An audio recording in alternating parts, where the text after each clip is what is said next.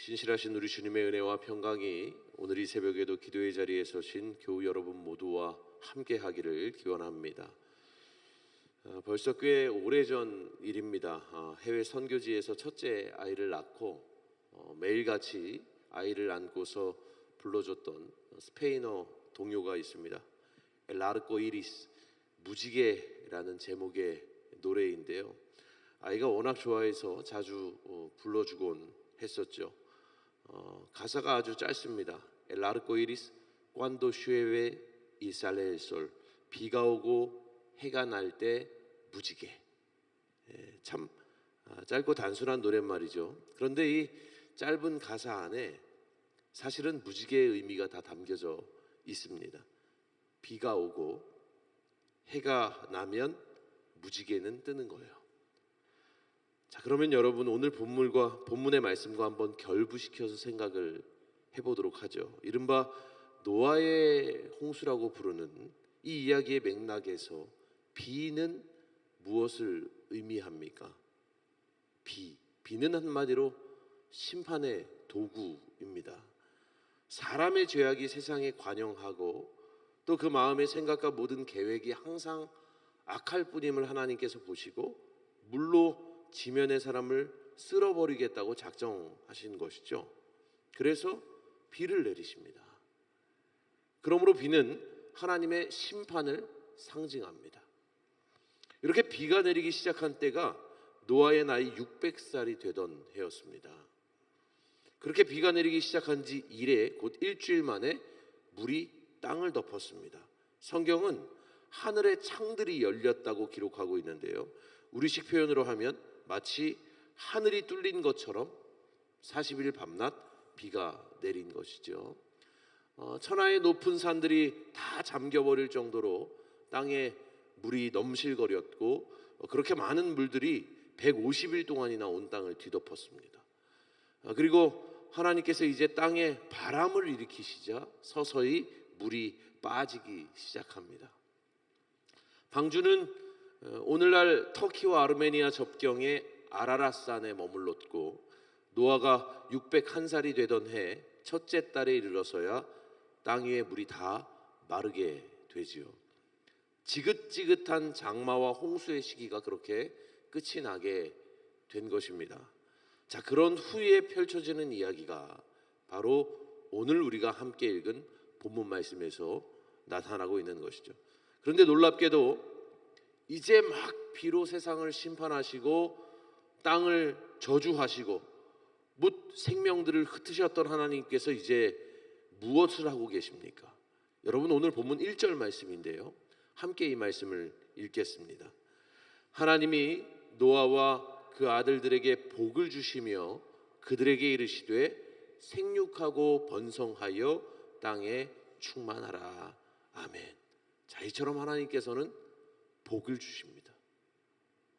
마치 온 세상을 창조하신 후에 아담에게 복 주셨던 것처럼 하나님께서는 남은 자들인 노아와 그 아들들을 생육하고 번성하라, 땅에 충만하라고 강권적으로 축복하시죠.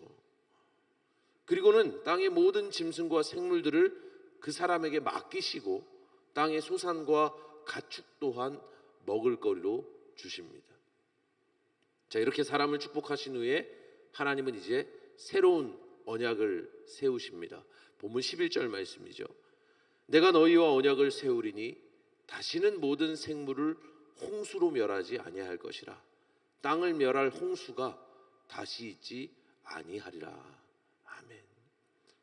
자, 여러분 이렇게 하나님은 다시는 홍수로 물로 심판하며 저주하지 않으리라 언약하십니다. 그런 후에 그 언약의 증거로 무엇을 삼고 계십니까? 바로 무지개.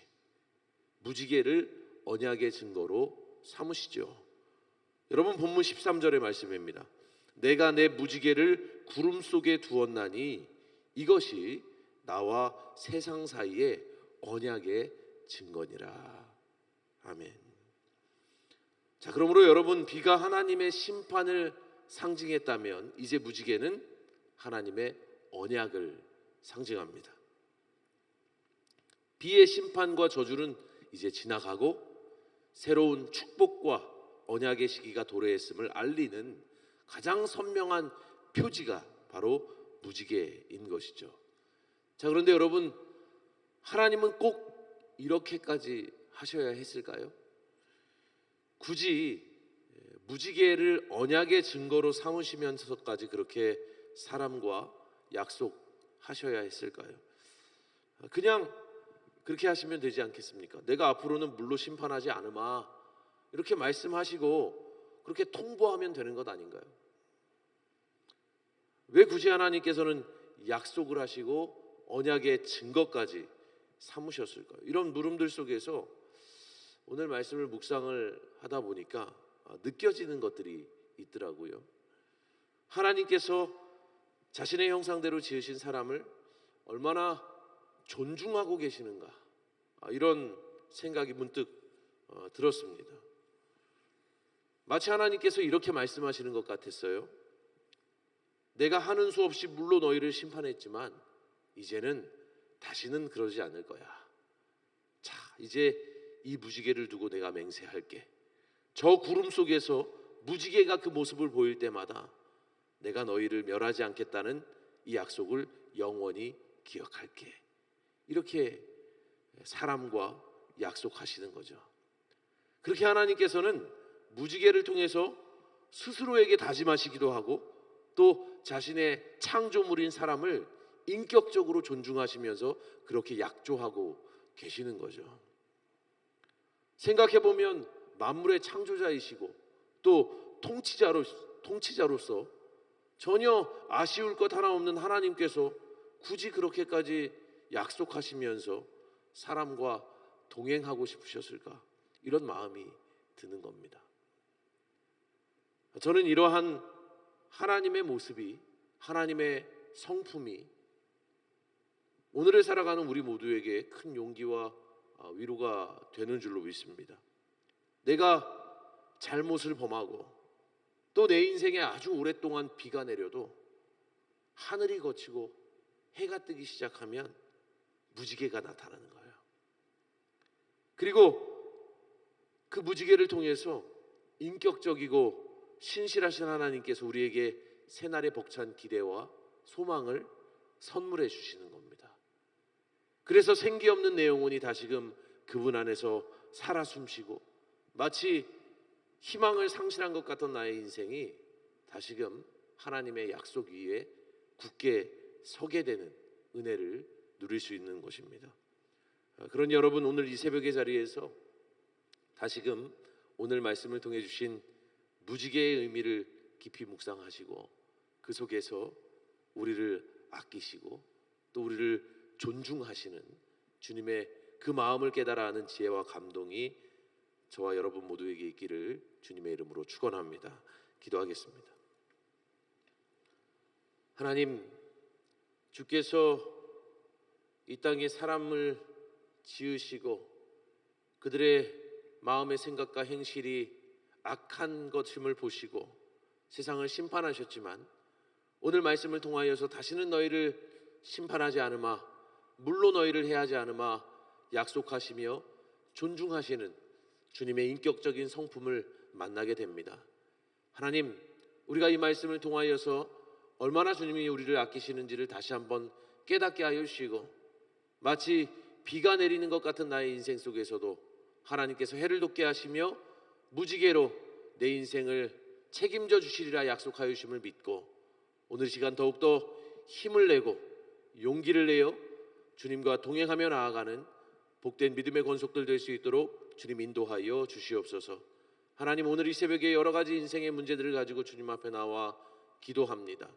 하나님, 우리의 바램과 생각보다 더욱더 크게 이루실 하나님의 응답을 기대하면서 오늘도 신실하게 기도의 자리 가운데 나아가는 우리 모두가 되게 하여 주시고 하나님의 때에 주님의 가장 선하신 방법대로 우리가 주님의 응답을 누리게 되는 축복이 있게 하여 주시옵소서.